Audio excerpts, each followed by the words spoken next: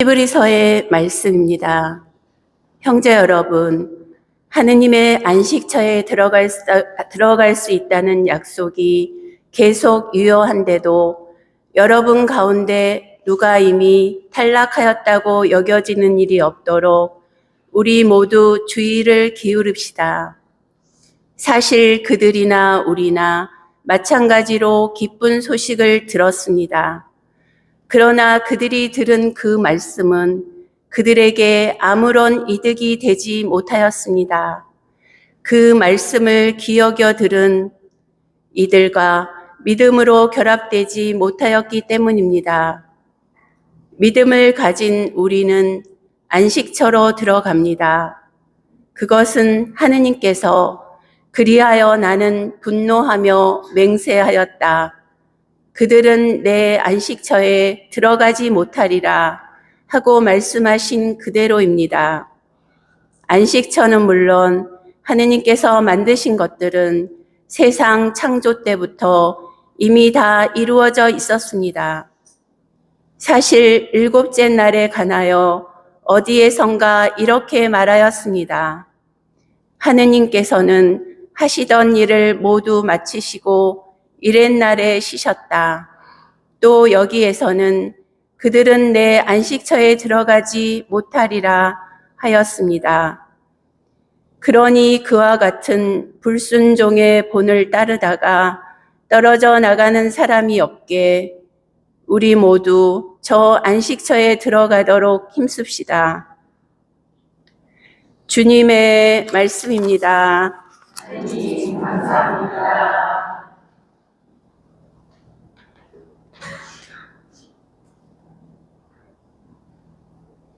하느님의 업적을 잊지 마라. 하느님의 업적을 잊지 마라. 우리가 이 들어가는 것을 조상들이 우리에게 들려준 것을 전하니라. 주님의 영광스러운 행적과 권능을 다가올 세대에게 들려주려 하노라. 하느님의 업적을 잊지 마라.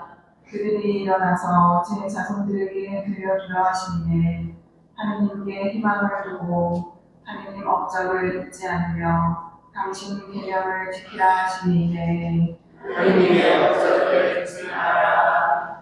고집 부리고 바닥에 타던 세대 그 조상들처럼 되지 말라 하시니 마음이 흔들렸던 그 세대 그들의 정치는 하느님께 충실하지 않았네. 하느님의 업적을 잊지 마라. 모두 일어서십시오. 알렐루야. 알렐루야. 우리 가운데 큰 예언자가 나타나셨네. 하느님이 당신 백성을 찾아오셨네. 할렐루야. 주님께서 여러분과 함께 마르코가 전한 거룩한 복음입니다. 주님 영광 받으소서.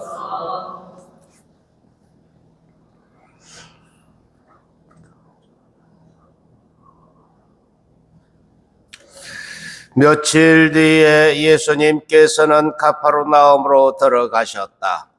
그분께서 집에 계시다는 소문이 퍼지자 문 앞까지 빈자리가 없을 만큼 많은 사람이 모여들었다.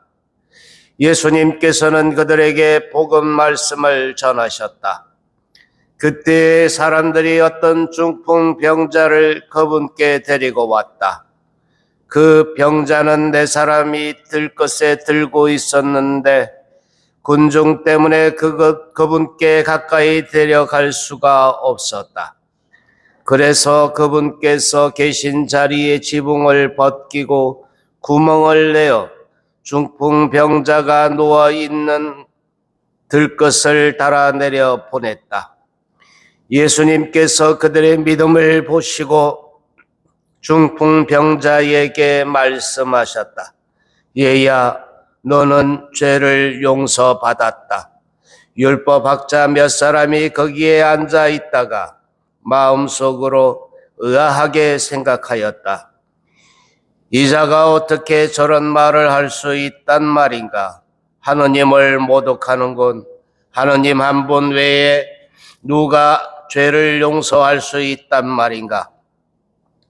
예수님께서는 곧바로 그들이 속으로 의하게 생각하는 것을 당신 영으로 하시고 말씀하셨다. 너희는 어찌하여 마음속으로 의하게 생각하느냐? 중풍병자에게 너는 죄를 용서받았다 하고 말하는 것과 일어나 내 들것을 가지고 걸어가라 하고 말하는 것 가운데서 어느 쪽이 더 쉬우냐?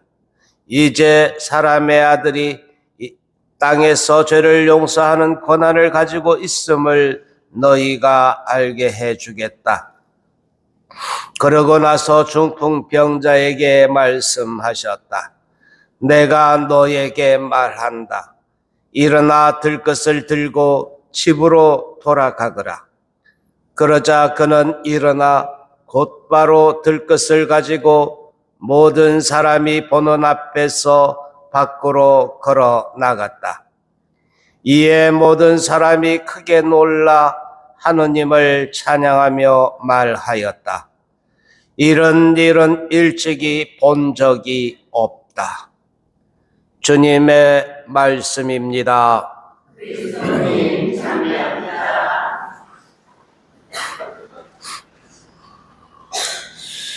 복음서에 나오는 여러 가지 기적들의 얘기,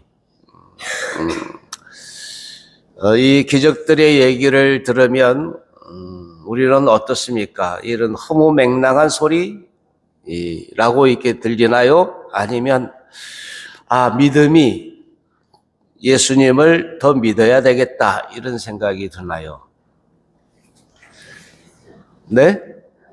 네, 허무맹랑하다고? 아니요. 뻥인 것 같은데. 그런데 우리가 이제 간과하지 말아야 될 부분도 있어요. 복음서에 이렇게 많은 그 기적 이야기, 다른 말로는 표징이라고도 합니다. 이 기적 이야기들은 한결같이 예수님이 주님이시라는 것을 드러내기 위해 이루어진 것이다. 근데 우리는 예수님을 바라보지 않고 마치 달을 가리키면서 달을 가리키는 그 손가락을 바라보고 있는 것처럼 주님을 향해 있는 주님을 바라봐야 되는데 주님이 아닌 이 기적만 바라보고 있어서는 안 된다. 그러면서 우리들도 기적에 대한 부분만 믿는다? 아니요. 주님을 믿어야 돼요. 이제 이 부분에 걸려 넘어지지 말아야 되는데 많은 경우에 놀라운 일이 일어났다 그러면 와 거기 쫓아가. 그래가지고 그 놀라운 일을 행한 사람이나 그 놀라운 일이 일어난 그 장소에 매몰돼 버린다. 그렇지 않다고. 놀라운 일이 일어났는데 그 놀라운 일이 가리키고 있는 그분을 봐야 된다.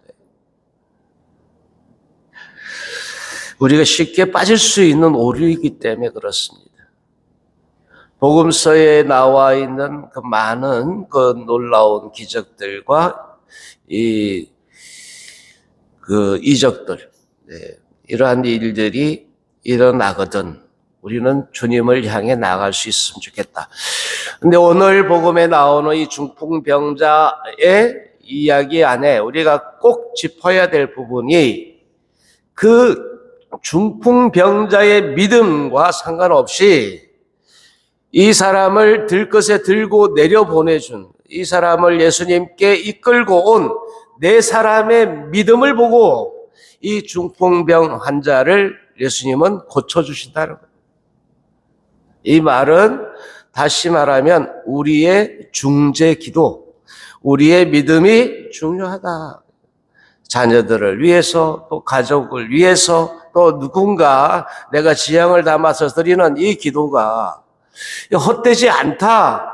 나의 믿음이 확고하고 주님께 이러한 믿음을 보일 때 주님께서는 그 사람에게도 이 놀라운 일을 하실 수 없다? 있다. 이러한 믿음. 그러니까 우리가 이 믿음을 주님께 보이는 것이 중요하죠. 그러니까 놀라운 일을, 그러니까 기적만을 쫓아가서는 안 된다고. 그러나 그럼에도 우리의 믿음을 통해서 놀라운 일을 우리 믿음을 보시고 주님은 놀라운 일을 하신다라는 거예요. 그의 믿음과 상관없이. 그러니까 나의 배우자이든 또 자녀이든 또 누군가 친지이든 그가 믿을 생각이 없어요. 그러니까 냅둬요. 그리고 잊어먹어. 그래서는 안 돼. 그를 위한 지향을 가지고 이제 끝장을 보겠다는 그런 믿음을 가지고 기도해야 해요. 근데 우리는 수십 년 동안 기도했는데도 들어먹질 않아서 그냥 냅둬요. 수십 년 동안이 아니고 일생을 이렇게 기도했대. 이제 그 대표적인 분이 아우스틴 성인의 어머니 모니카 성녀가 그 아들을 위해서 평생을 기도하셨대요. 평생. 그랬더니 그 아들이 방탕 생활을 접고 사제가 되고 주교가 되고 성인이 되었다. 예? 우리도 우리의 믿음으로 누군가를 향해서 주님께서 그 놀라운 일을 하실 수 있다는 것을 믿는다면 우리는 이 중재의 기도를 그치지 말아야 되겠다. 혼자 하는 기도도 그렇지만 여럿이 함께하는 공동체가 바치는 기도는 특히 힘이 있다. 우리가 공동체 안에서 이 믿음을 갖고 함께 구할 수 있고 또 그래서 놀라운 일이 우리 공동체 안에서 계속 이루어질 수 있었으면 좋겠습니다. 주님은 우리들에게 그 몫을 깨우쳐주고 그 몫을 하라고 우리를 부르신 거기 때문에 오늘도 그래서 그 놀라운 일이 우리 안에 이루어지기를 기원합니다.